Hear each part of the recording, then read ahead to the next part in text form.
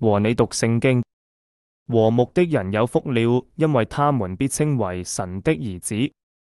用順口溜記一張靈命記性漸增長。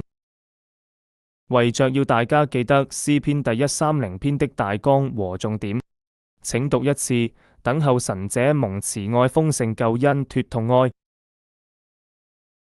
開始讀經前，一起祈禱，感謝天父讓我有讀經的時間，求聖靈加添能力遵行你的旨意，求耶穌赦免我所有的過犯，禱告奉耶穌名求阿門。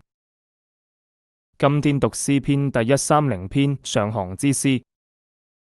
耶和華啊，我從深處向你求告。主啊，求你聽我的聲音，願你側耳聽我懇求的聲音。主耶和華啊，你若究察罪孽，誰能站得住呢？但在你有赦免之恩，要叫人敬畏你。我等候耶和華，我的心等候，我也仰望他的話。我的心等候主，勝於守夜的等候天亮。勝於守夜的等候天亮，以色列啊，你當仰望耶和華，因他有慈愛，有豐盛的救恩。他必救贖以色列，脫離一切的罪孽。讀經完畢。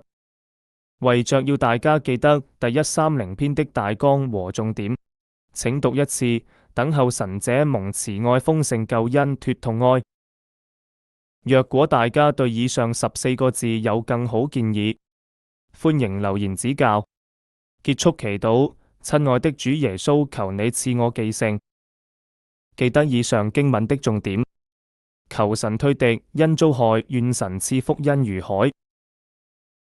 又要勤讀聖經，以致能夠應用在日常生活中，抵擋那些似是而非的問題，不被世上荒謬言論迷惑。禱告奉主耶穌基督名求阿門。希望能夠每天和你一起讀聖經、記聖經，一起與神親近重溫。